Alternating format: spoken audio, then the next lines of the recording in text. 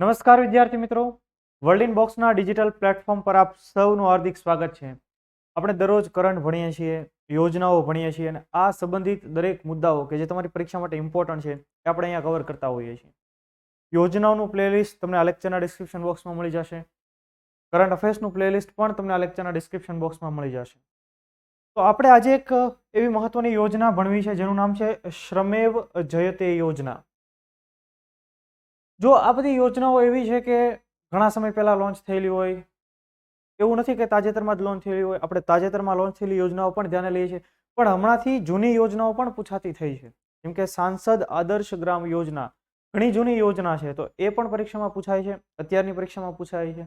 અને એટલે આ યોજનાઓનું જે પ્લેલિસ્ટ છે એ તમારા માટે આજે ઇમ્પોર્ટન્ટ છે અને આવનારા સમયની અંદર પણ ઇમ્પોર્ટન્ટ રહેશે. તો તમે જો આ યોજનાની આપણે ડિટેલ મેળવી કે શ્રમેવ જયતે, તો એમાં એક શબ્દ આવે છે શ્રમ. એનો મતલબ કે શ્રમ કોણ કરે વધારે, તો કે મજૂર, એટલે કે લેબર.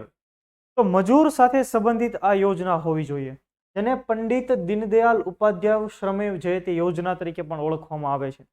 એટલે તમને સવાલની અંદર શ્રમેવ જયતે યોજના પૂછે અથવા તો પંડિત દીનદયાળ ઉપાધ્યાય શ્રમેવ જયતે યોજના પૂછે, બંને એક જ યોજના છે. તો આપણે ડિટેલમાં જોઈએ કે આ યોજના શું કહેવા માંગે છે.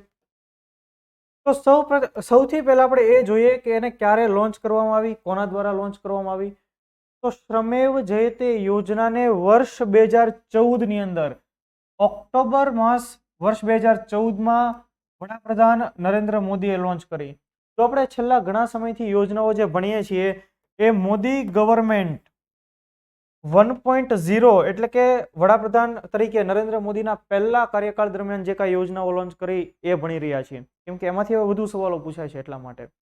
તો વર્ષ 2014ની અંદર વડાપ્રધાન નરેન્દ્ર મોદીએ લોન્ચ કરી એક કાર્યક્રમ છે પંડિત દીનદયાળ ઉપાધ્યાય શ્રમેવ જયતે પ્રોગ્રામ. એનો જ એના જ ભાગરૂપે આ યોજના શરૂ કરાઈ છે અને એટલે જ આ યોજનાને પંડિત દીનદયાળ ઉપાધ્યાય શ્રમેવ જયતે યોજના તરીકે પણ ઓળખવામાં આવે છે. હવે આ યોજના પહેલો એક શબ્દ શ્રમ. તો મેં તમને કીધું એમ કે શ્રમ વધારે કોણ કરે, તો કે મજૂર, એટલે કે લેબર. અને લેબર મજૂર સામાન્ય રીતે કેવા ઉદ્યોગોની અંદર જોવા મળે, તો કે ઉત્પાદન ક્ષેત્ર કે કોઈ પણ વસ્તુઓનું પ્રોડક્શન થતું હોય. આપણે ઘણા ગૃહ ઉદ્યોગ જોઈએ, કુટીર ઉદ્યોગ જોઈએ, પછી micro small and medium enterprise, કોઈ નાના પાયાના ઉદ્યોગો છે, તો ત્યાં ખાસ મજૂર આપણને જોવા મળતા હોય છે. તો આ શ્રમ કરનારા મજૂરો માટેની આ યોજના છે, જેનો ઉદ્દેશ્ય શું રહેલો છે કે ઉત્પાદન ક્ષેત્રને પ્રોત્સાહન આપવું. અને ભારતની અંદર જો હેવી ઇન્ડસ્ટ્રી છે જ નથી એવું નથી, પણ સૌથી વધારે micro small and medium enterprises, જેને સામાન્ય રીતે આપણે MSME કહેતા હોઈએ, એનું પ્રમાણ પણ ખૂબ વધારે છે. વધુ રોજગારી એ પણ આપે છે. બરાબર. તો ઉત્પાદન ક્ષેત્રને પ્રોત્સાહન આપવું. હવે આપણે જોઈએ, મંત્રાલય તો આપણને ખ્યાલ છે જ અને ખ્યાલ પડી જાય. એ પહેલા આપણે જોઈએ કે શ્રમેવ યોજના અંતર્ગત કઈ કઈ પહેલો લોન્ચ કરાઈ છે. હવે આ યોજનાનો ઉદ્દેશ્ય ભલે હોય કે ભાઈ ઉત્પાદન ક્ષેત્રને પ્રોત્સાહન આપવું, પણ એના અંતર્ગત ઘણી બધી અલગ અલગ ઇનિશિયેટિવ લોન્ચ થયેલા છે. તો આપણે જોઈએ કયા કયા. તો કે શ્રમ સુવિધા પોર્ટલ, મજૂરો માટેનું ખાસ શ્રમ સુવિધા પોર્ટલ. જો તમને ખ્યાલ એક હોવો જોઈએ, સામાન્ય રીતે જ્યારે આપણે ક્ષેત્રની વાત કરીએ તો એક અસંગઠિત ક્ષેત્ર, ત્યાર પછી બીજું આવે સંગઠિત ક્ષેત્ર, ઓર્ગેનાઇઝડ સેક્ટર. આ સંગઠિત એટલે ઓર્ગેનાઇઝડ સેક્ટર અને અસંગઠિત એટલે અનઓર્ગેનાઇઝડ સેક્ટર. ફોર એક્ઝામ્પલ, સંગઠિત ક્ષેત્ર કોને કહેવાય, તો કે તમે સરકારી અધિકારી જ્યારે બની જશો, સરકારની અંદર કામ કરશો, તો એ ઓર્ગેનાઇઝડ કહેવાય. RBI, સરકારની કોઈ પણ સંસ્થા, ઇવન કોઈ private institute, Infosys, TCS, Wipro, IT કંપનીઓ બધી, તો આ બધી ઓર્ગેનાઇઝડ સેક્ટર કહેવાય, ઓર્ગેનાઇઝડ કંપનીઓ કહેવાય, કે જેમાં કામ કરનારા લોકોનું PF વગેરે બધું કપાતું હોય અને પ્રોપર ધારાધોરણો સાથે કામ થતું હોય. જ્યારે મજૂર લોકો કામ કરે, કેવા ફિલ્ડમાં કામ કરે, અનઓર્ગેનાઇઝડ સેક્ટરની અંદર. ફોર એક્ઝામ્પલ બિલ્ડિંગ ડેવલપમેન્ટ, એટલે કે બિલ્ડિંગ ચણવું, કડિયા કામ જે કરતા હોય, તો એ મજૂરોને કેશમાં પગાર મળતો હોય, ખાસ એને કોઈ PF કપાતું હોય, તો એ જે મજૂરો છે એને અનઓર્ગેનાઇઝડ સેક્ટરમાં કામ કરનારા મજૂરો કહેવાય. તો આ બે ખાસ ફિલ્ડ તમને ખ્યાલ હોવા જોઈએ. તો જે ખાસ અસંગઠિત ક્ષેત્રમાં કામ કરનારા મજૂરો છે, જેને સામાન્ય રીતે આપણે છૂટક મજૂરો પણ કહીએ છીએ, ખેતીની અંદર કામ કરનારા મજૂરો છે, એ પણ અનઓર્ગેનાઇઝડ સેક્ટરની અંદર કામ કરનારા કહેવાય. તો આ મજૂરો માટે શ્રમ સુવિધા પોર્ટલ, પછી લેબર ઇન્સ્પેક્શન સ્કીમ, લેબરનું પણ ઇન્સ્પેક્શન થાય એવી એક સ્કીમ, યુનિવર્સલ અકાઉન્ટ નંબર, દરેક એવા મજૂરોને એક અકાઉન્ટ નંબર આપવામાં આવશે, એક નંબર આપવામાં આવશે, યુનિવર્સલ રહેશે, એની સાથે આધાર કાર્ડ લિંક હશે, એની સાથે એની બેંક ડિટેલ લિંક હશે, એટલે કે એનું બેંક અકાઉન્ટ લિંક હશે, સમજો છો? તો એને કહેવાય યુનિવર્સલ અકાઉન્ટ નંબર. ત્યાર પછી એપ્રેન્ટિસ પ્રોત્સાહન યોજના. એપ્રેન્ટિસ કોને કહેવાય?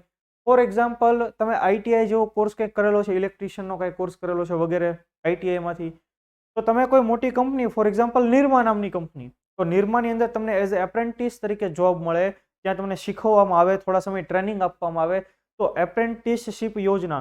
તો નિરમા કંપની જ્યારે એપ્રેન્ટિસશીપ તરીકે કોઈને જોઈન કરે ત્યારે અમુક સેલેરી ચૂકવશે, તો કે હા, પણ ખરેખર એ વ્યક્તિ હજી શીખી રહ્યો છે કામ, અને એ દરમિયાન એને સેલેરી મળે છે, સેલેરી ઓછી હશે, તો એવા સમયે થોડીક રકમ સરકાર આપે, થોડીક રકમ એ કંપની આપવાની, એવી કંઈક કામગીરી કરવાની. તો આ માટેની ખાસ યોજના એટલે એપ્રેન્ટિસશીપ યોજના. જો અહીંયા લખ્યું કે આ યોજના એપ્રેન્ટિસને તેના પ્રથમ 2 વર્ષની તાલીમ દરમિયાન ચૂકવવામાં આવતા સ્ટાઇપેન્ડના 50%ની ભરપાઈ દ્વારા ઉત્પાદન એકમોને ટેકો આપવાની પહેલ તરીકે શરૂ કરવામાં આવેલી હતી.